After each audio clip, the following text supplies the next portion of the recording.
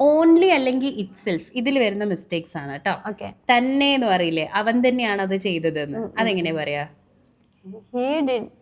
He itself did it. He itself എന്ന് പറയും. Itself is for ഒരു object. ഇത് ജീവനുള്ള സാധനമല്ലേ. Sentence he only did it എന്ന് പറയലുണ്ട്. അല്ലെങ്കിൽ he did it for sure എന്നാണ് ആദ്യം.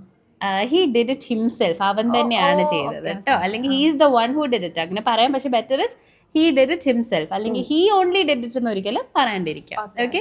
മാത്രം ഇത് ഇപ്പൊ 10 രൂപ മാത്രമേ ഉള്ളൂ എന്നൊക്കെ പറയുന്നത്. 10 rupees ഓൺലി അങ്ങനെ പറയത്. ഓൺലി 10 rupees എന്ന് പറയാം. Okay. This is 10 rupees only അല്ല, this is only for 10 rupees അങ്ങനെ പറയണം. പോലും അങ്ങനെ പോലും അതുപോലും അവൻ വിളിച്ചു പോലും ഇല്ല എന്നൊക്കെ പറയില്ലേ. അതിനൊരു ഇംഗ്ലീഷ് ഉണ്ട്. ഹി ഡിഡ്ന്റ് ഈവൻ കോൾ എന്ന് പറയും. Even okay. ഈവൻ ഓൾസോ എന്ന് പറഞ്ഞത് തുടങ്ങുന്നവരുണ്ട്, അത് തെറ്റാണ്. ഹി ഡിഡ്ന്റ് ഈവൻ കോൾ, അങ്ങനെ വേണം. ചെയ്തില്ല. ഓക്കെ. വരെ, അതുവരെ എന്ന് പറയില്ലേ, അതെങ്ങനെയാണോ? ടിൽ, അതുവരെ ഉണ്ട്. Till there. Okay.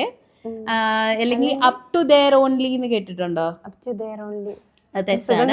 Up to there മതി. അല്ലെങ്കിൽ അൺടിൽ ദെൻ, അതുവരെ, അൺടിൽ ദെൻ. ഓക്കെ.